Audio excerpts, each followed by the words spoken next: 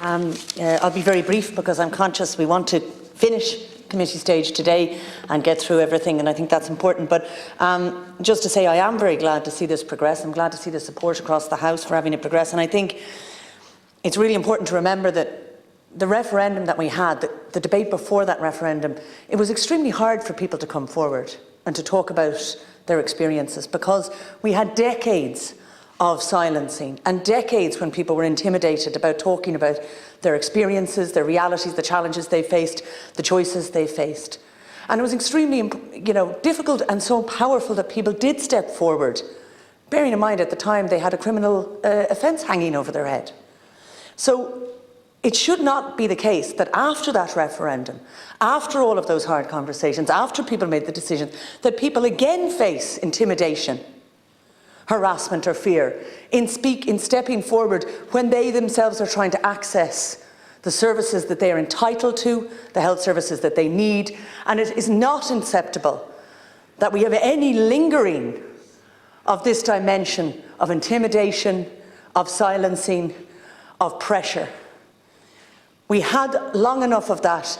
The people chose to move past it, and now we are in the point of saying, how do we ensure those ancillary recommendations that were mentioned around contraceptions and the promise we were given that there would be safe access zones, that just needs to be delivered. Those are part. We knew that these would be issues and they were anticipated by the committee, and they're there as recommendations. And it's also a concern, a real concern, if there are still hospitals in Ireland that aren't providing people with the services, with the care that they need. And it's a real concern if there are hospitals where people are indirectly being pressured. And one thing that I think is really good in this bill, of course, is not just about hospitals, it is about GPs' offices.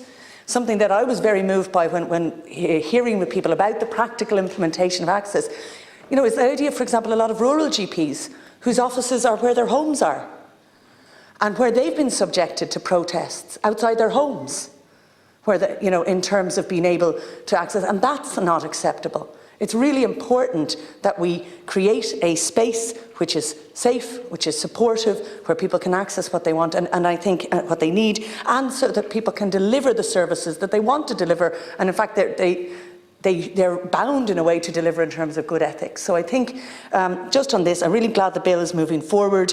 I'm not sure if we're speaking to amendments 1 to 3 at this point, Chair. We're speaking to amendments 1, 3 and 10.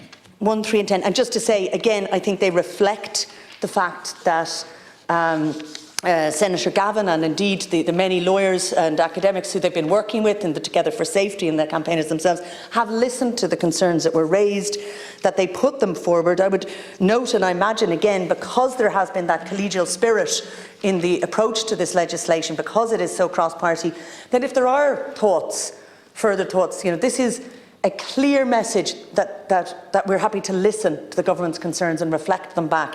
But if there are concerns, the narrowing piece, for example, whereby the phrase was services related to the provision of contraception might be too wide, it's now being narrowed. If that is too narrow, then let us know, because we still have report stage to refine this further, and I think we're all keen to get this exactly right.